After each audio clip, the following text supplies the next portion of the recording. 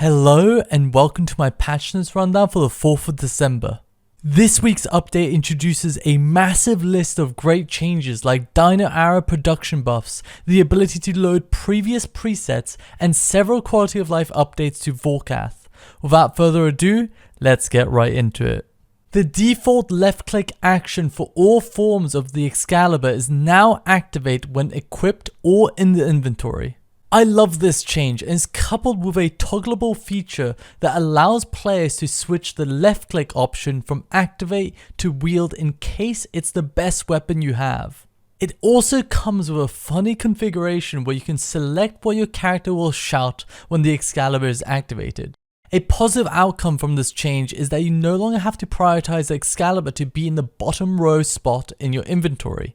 Similar to switching spells when using magic, I don't like the fact that you have to adjust your whole interface to position the spells at the bottom of your client so you can right click and then left click without having to move your mouse to switch spells. This should also get the same treatment where you can simply left click to switch spells without any drawbacks.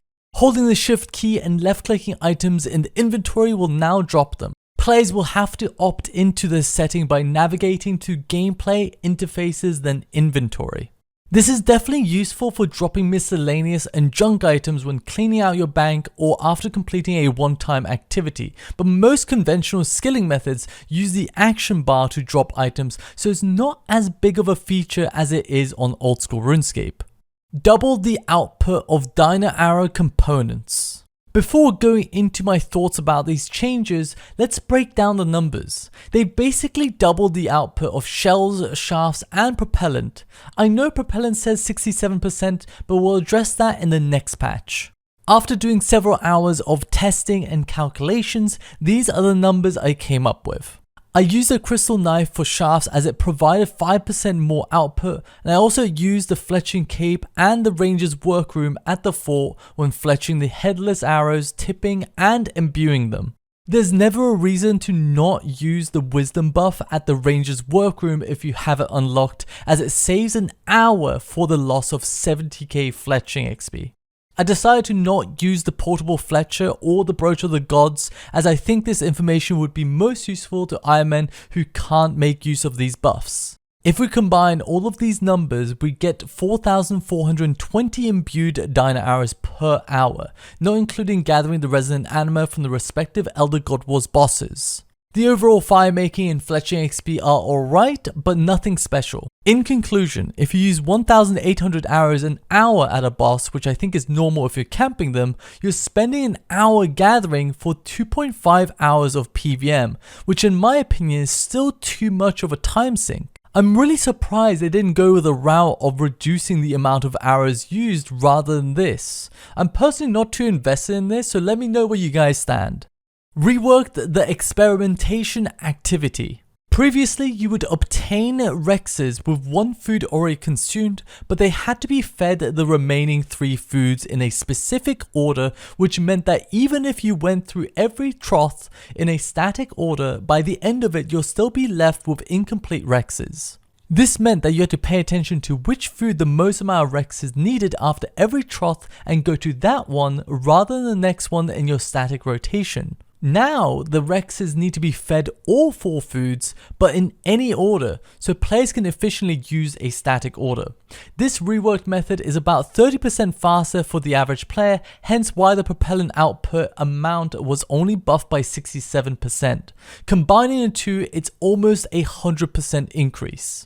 Bank chests, booths, and bankers now have a load last preset option. This is huge. It's really nice for any kind of bank skilling and is actually a notable buff to methods that require a lot of banking, like dragonstone cutting, becoming 5% faster due to saving 1.2 seconds with every inventory. It's also great for PVMing, making re-gearing more fluid without having to interface with your bank and potentially pressing your preset keybind too early.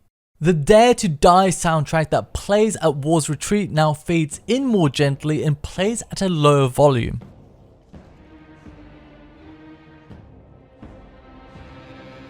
A looping ambient sound of crystal chimes has been removed from the tower voices and max guild in Profundus.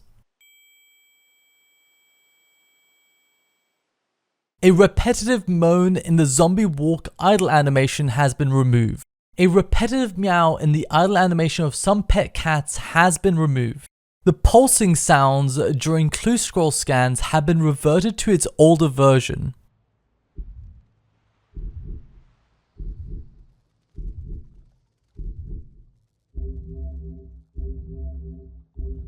Revenant drop enhancers can now be added to the currency pouch. Rebalanced and updated the rare and super rare drop tables. I'm glad to see this drop table be further modernized as a lot of rewards felt underwhelming. These are the removed and added drops to both the rare and super rare drop tables that have been recorded so far. Note that this is an early review of this change and some items might still be missing.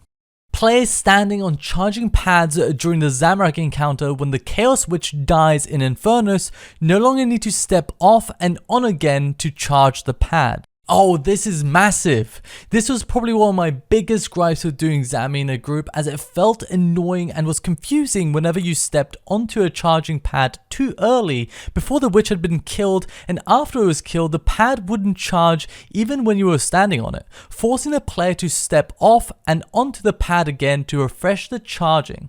The list of overhead emotes can now be filtered to only show the emotes you've unlocked. Misty will now tell players how long it has been since the current encounter started. There's no longer a 45-minute wait time before the first encounter has a chance to spawn after a game update. Continuing the patch notes with Vorkath. Lord of Bones now reduces armor at 0.2% per stack, stacking up to 200 times for a maximum of 40%. This is still way too weak due to how slow it is to ramp up. Let's say you spam and prioritize Command Skeleton the first minute, which is not realistic due to standard living death openers. You're expected to apply a maximum of 43 stacks in a minute, which only increases the accuracy at Angel of Death from 88 to 94% and Virago from 79 to 86%, compared to Statius Warhammer's instant defense reduction to the point where everyone has 100% accuracy. I can see it potentially being useful if you have 3 players on your team with Necromancy at Angel of Death and they all use Lord of Bones before the boss spawns, which will probably be enough to push everyone's accuracy to 100% for the entire kill. But even though the stacks last indefinitely, they're cleared by Virago between phases. Ultimately, I dislike playing around accuracy even with the Necromancy format where you can't splash. It's simply a debuff that you upkeep 100% of the time because it makes you deal more damage. There's no meaningful decision making. If the debuff isn't up, use it ASAP. I think players should have 100% accuracy with any style as long as they're using the same or greater tier weapon that the monster or boss drops. Accuracy should be a gear check, not a major mechanic of a boss. Lord of Bones' duration has been increased from 30 seconds to 60 seconds. Vorkath's Ice Circle attack no longer damages Dreadnips or Seren's spell Prisms. Zemrugal's undead summons can no longer spawn underneath Vorkath. I would get so frustrated when I was unable to find the spawns, in particular the Shielder.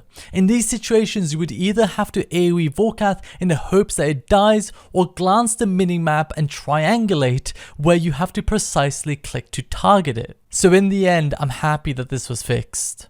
Players now only take damage from poison pools if they stop moving on one. This isn't exactly how it works, as you can see me running through several poison pools lined up, which to me indicates that if you are detected to be on a poison pool for 2 consecutive ticks or 1.2 seconds, it will damage you. But normally if you just run through a single poison pool, you shouldn't get hit, since you'll only be on a poison pool for 0.6 seconds. This makes the poison pool spawning on top of you much less punishing. Added the Vorkath Necromancy weapon overrides to the Zemrugal and Vorkath drop table. Hard mode kill count achievements have been added for the Zemrugal and Vorkath battle. Iron Man can now purchase the double wrapping paper buff from the marketplace. Smokey the coal now moves more slowly and is easier to click on. Players are now able to customize the particle colors on their master capes. The long-awaited customizations to the comp cape particles. These all look really good, and surprisingly I think my favorite is the brown one, since it looks like lava and it reminds me of the fire cape. Items in all boxes will now no longer be lost on death unless it's a PvP death. The in-game clock should now be accurate again. Fix an issue where necromancy conjurers were failing to find the right route during combat, causing them to get stuck. This has fixed normal ways that conjurations would get stuck. For example, prior to this update, they would constantly get stuck behind the enemy pillars, but this no longer happens. However, they still get permanently stuck on the last phase of Raksha without any way to call them or help them get unstuck.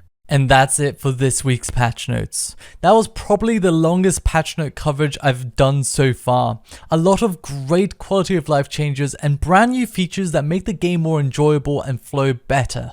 I still think Dinarrows could do with even more buffs, and I would like to see Lord of Bones be reworked away from accuracy buffs.